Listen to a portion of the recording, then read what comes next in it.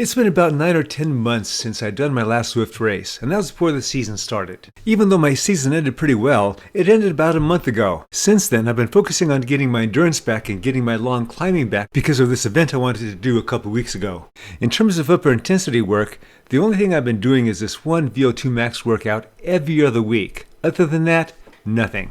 Because my Zwift racing score is 355 and I'm in the 350 to 520 category, I figured these 3 short races were going to be a shock to my system. Hey cycling community, this is Steve Grusis, the Cycling Greek. To add to my list of excuses, I am 69 years old and am subject to atrial fibrillation. My last AFib attack was about a couple months ago. Usually those attacks are associated with extreme fatigue in combination sometimes with inappropriate vagus nerve stimulation. What I'm doing today are 3 small races. Each of them are right around 5 miles each and usually will end within 15-16 minutes. After each race, you'll get a few minutes of easy spinning before the next race starts 20 minutes after the last race started.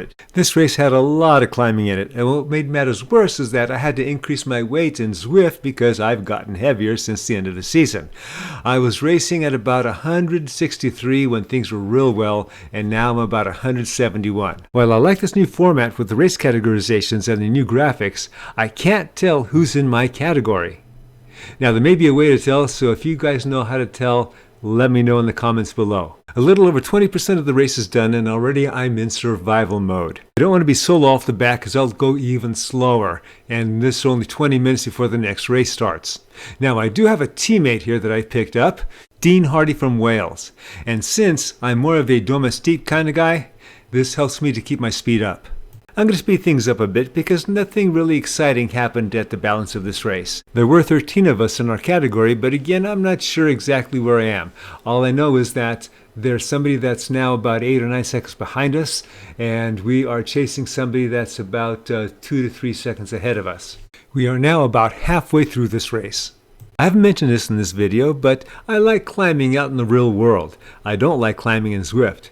And so when my teammate here scoots up ahead of me, that puts me under distress, and I got to make sure that I get up to him if I can get up to him. Otherwise, I'll be off the back and probably finishing this race 15 seconds before the next race starts. Even though I'm going to make a video on what I'm going to be doing in the off season, what I can tell you now is that I plan on doing a Zwift race once a week and probably a VO2 max workout once a week. Reason being is that I'm old. And when you're old, you got to work on that upper end. Maybe not as much as you do during the race season, but you got to keep it stimulated. All right, we're coming into the finish. We're not in danger of getting caught, although there's somebody that's coming up pretty darn quick. Dean has slowed up. He's now a couple seconds behind me, and I am now about 0.2 miles from the finish. Dean is in danger of getting caught by Careflat, but Careflat's another category. Even though I aim to get in the top half, I came in 10th out of 13th. Okay, on to the next race. Because the first race had so much climbing in it, I figured that the race organizers would make the second race a lot flatter, and it was. I don't know how many started in my category in this race, but we had 10 finishers. And we have 47 as compared to 49 in the first race. My timing was off at the start, so I didn't get to that first group like I wanted to, though if I did, I'm not sure if I would have been able to stay. That first race kind of warmed you up for the second race, so that's actually one of the good things. In that first race, I ended up 32nd out of 49 overall, and thus far in this race, I'm currently sitting 34th out of about 47. Also, in that first race, I mentioned that I couldn't tell what category I was in or those that were around me in. Now that I'm putting this video together, I can tell by the graphics on the right, next to our names, there are symbols right by each of them. And that'll tell us what category we're in. Now, it'd be nice if it has a little bit of color in it because, you know, the symbols are kind of weird. I'm sure after a few races I'll get used to this, but for right now, I can't tell which symbol is associated with which category, so I can't tell if those are around me or a higher category or a lower category. I sure hope eventually they put a little color to it too. As you can tell by the graphics in the upper right hand corner, we are pretty much the second of 2 groups in this race. Now there's some stragglers behind us, there's some poor soul in no man's land between us at about 20 seconds ahead of us. We're about 35 seconds behind that first group, and we're not going to catch them. Our best placing in this group is 25th, and our worst placing is at about 37th place.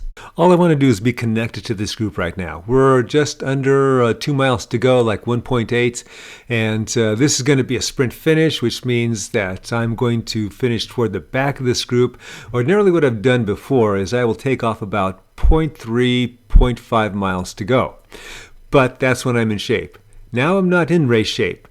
This is going to help get me into race shape, so if I did this race again next week, I'd probably do a little bit better. Pretty much the major thought for me right now is that this is a flat race, this is going to be done sooner, so I'm going to get more rest. In that first race, I finished it about 2 minutes, 15 seconds before I got to the second race. This one, I may have about 4 minutes rest.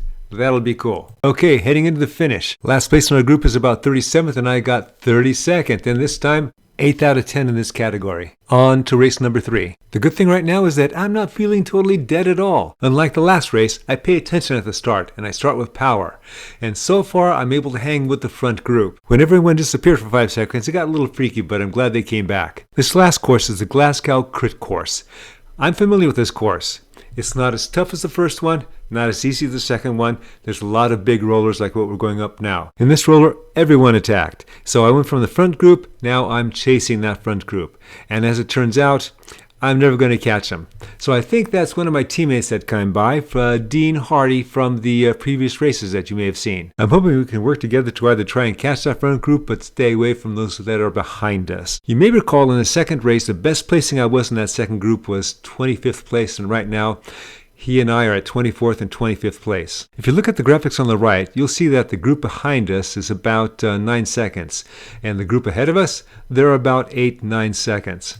We're about halfway through this 5.8 mile race. If we can keep those in back of us at bay, then I'll be happy. Pulling in those stragglers from the first group will also be a plus, like what we just did. We are now working group of 3. The group behind us is now 14 seconds, and we have a straggler that's about 7-8 seconds in front of us. As soon as we cross the eventual finish line, we are now at the beginning of our third and final lap.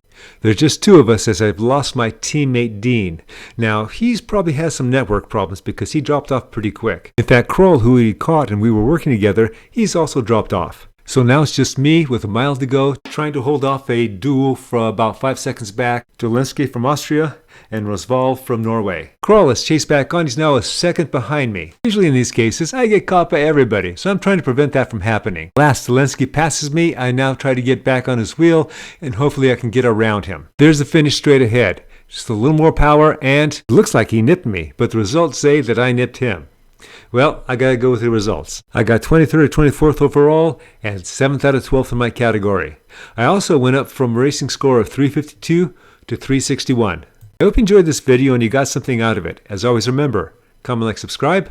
The Cycling Greek.